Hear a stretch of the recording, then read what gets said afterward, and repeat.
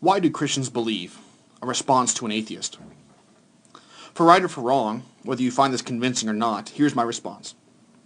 I've thought about this issue when one's closely related to it for quite a while, and I often find myself in self-conscious disagreement with how many American Christians approach this issue. But first, some history is necessary. The predominant movement that we know today as biblical inerrancy, with which I disagree for the record, arose in the second half of the 19th century. It existed in a different form before that time, but we only get the radically militant form of it that we know today at about that time. It was developed as a response to what was seen as the attack of the higher criticisms of the Bible, which argued that we must not treat the Bible as somehow fundamentally different than other books. That is to say, we must be willing to examine the books of the Bible in their historical and cultural contexts, just like we do to other books, and try to understand them at that level as well. For people like me, such a move has only helped me to understand the text better and to fully take into account the fact that God has moved through human beings, not by bypassing their humanity, history, or culture, but working in it and through it, though it does yield some degree of transformation as well.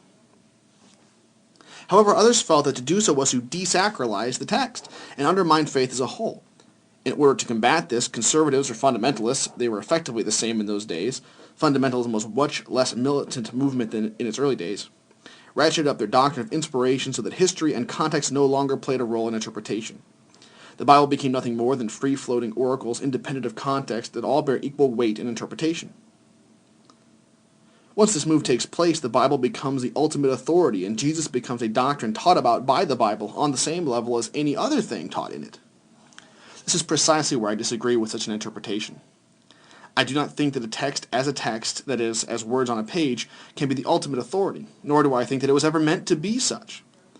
I think that ultimately the text needs to be a witness to God, to use an idea of Karl Barth, or spectacles through which we look to discern what lies behind them, to use an idea of John Calvin.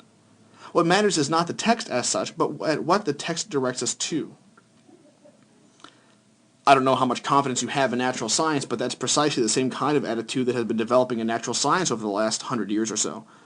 There's a tremendous conservative bias in science when ultimate paradigms are concerned.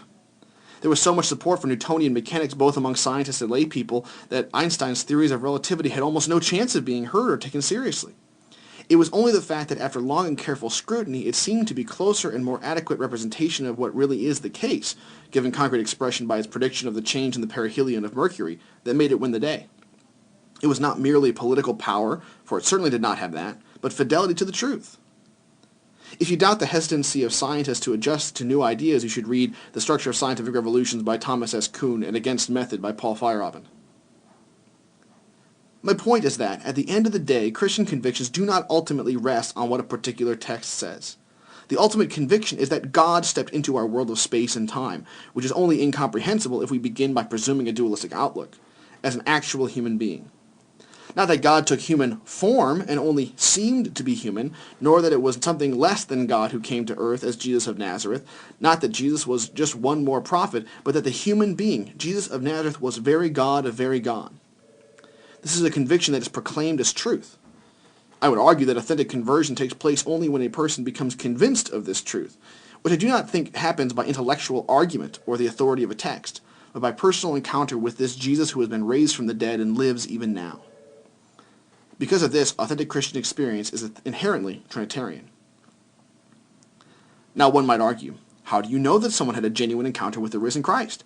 How can we be certain that it was not simply an illusion or wishful thinking or anything of the kind?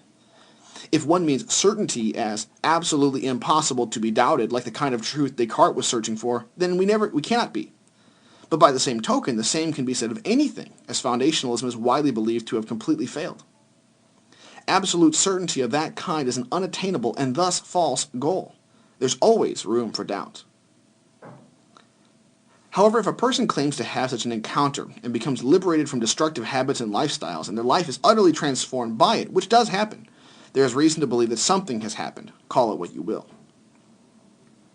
My ultimate answer is that real Christian conviction is reached by personal experience, not by argument from a text.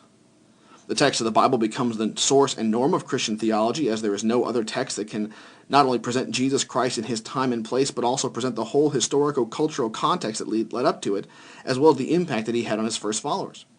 That experience is always open to doubt, as every other claim to truth and knowledge is, but the Christian believes that their experience is not merely subjective, that it connects in some way to a deeper reality that is true regardless of whether they believe it and acknowledge it or not.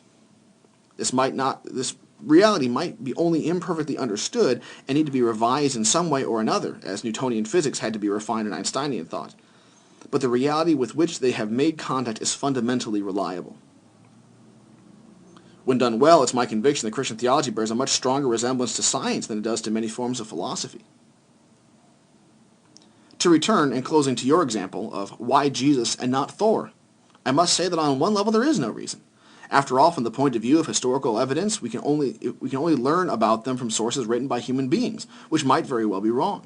However, my conviction is that Jesus is indeed alive and meets people, myself included, though it does not mean that I equate my theology with the truth, though I hope it bears some resemblance to the truth. Whereas I do not believe the same is true for Thor. Could I be wrong? Absolutely. Is it possible that Thor has encountered me and I've just not noticed it? Certainly. I just do not believe it to be so. It can be doubted, but so can any other position. So dubitability as such is not condemning. Those are just some thoughts. I do not imagine that you'll be convinced, but you specifically asked for Christians to respond.